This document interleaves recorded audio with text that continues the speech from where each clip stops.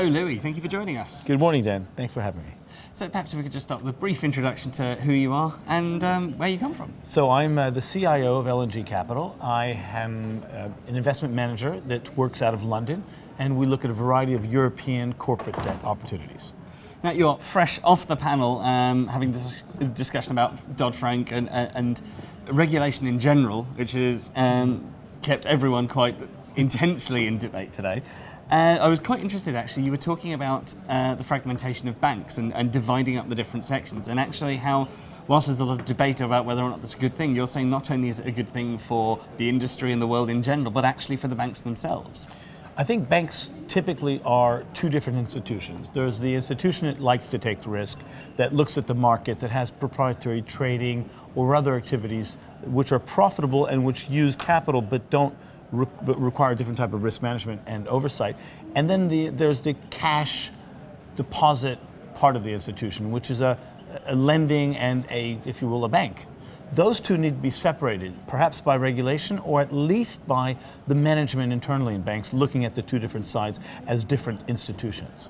Do you think it's the kind of thing that then they're likely to want to bring in themselves? It sounds like a huge amount of reform for the big players. Well, look, we're just talking about Volcker, we're talking about Dodd Frank. There's a lot of regulation that's doing it specifically. And during my speech, I actually brought up the fact that the banks have been segregated or separated in the past. They have had to do different things.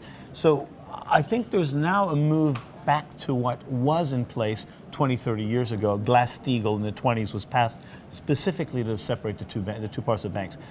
It's a sign of the times. The JP Morgan loss is not a big loss relative to what they made, but the publicity, the adverse publicity from that is much greater than it would have been 2-3 years ago. Yeah, and what was interesting was talking in fragmentation, the idea that the problem you have with regulation is that when you bring it in one country, one territory, and one market, that actually it doesn't become as effective as people think it's going to be, because they assume that everybody who's currently playing is going to continue playing in that area where you're regulating. And in fact, all it does is essentially take one problem, say we're done with it, and tips it somewhere else. Well, let's take the JP Morgan example. It's the London branch that had the problem of the loss. Now, let's take Société Générale. I would not be surprised if another branch except Paris of that bank was probably engaging in more of the proprietary activities so that the local regulator doesn't necessarily have the problem on his doorstep.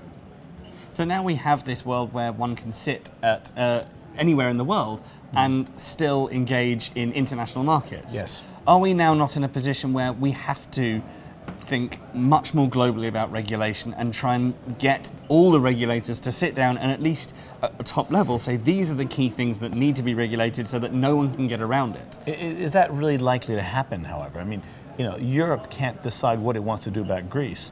Do you think global regulators can decide about harmonizing rules, harmonizing leverage levels, harmonizing what prop desks can and can't do, what instruments they can trade? I think that's a great wish, and I think that assumes an efficient sort of global communication and culture.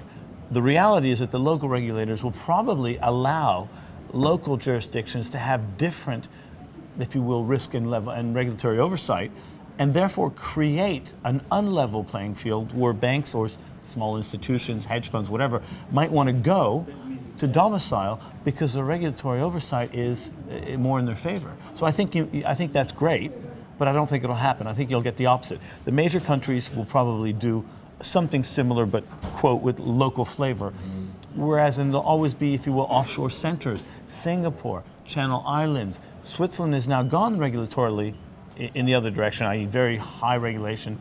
However, it's always been viewed as an offshore center. So I think certain people may attract banks and asset management and proprietary trading through the regulatory oversight.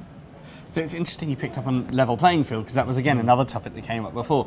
Is there such thing as a level playing field? And even if there is that really a desirable thing? Is that trying to force equality where equality doesn't exist and cannot exist and actually stunts markets or market growth? Let's assume that for the sake of this conversation that it can. Okay, regulatory level playing field, regulations is similar everywhere, and they collude and they work together.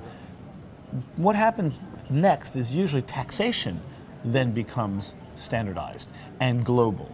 So what if the French want to introduce this financial transaction tax? The UK is against it. or 70% of financial transactions go through in the UK, not in France. However, France needs the revenues because of Hollande's spending program. So all of a sudden we're seeing politics and regulation beginning to mesh and beginning to have, if you will, vested interests. Might not be those of the UK, but they certainly are those of France. So ultimately, do you think we'll ever find a comfortable solution for all, or do you think this is just going to be another stage in yet another debate 10, 20, 50, 200 years from now? I think we'll find a consensus on a core of regulation globally, but I think around the fringes or some parts of those regulations will actually be local and local in flavor and amenable or flexible enough to allow local institutions to operate efficiently.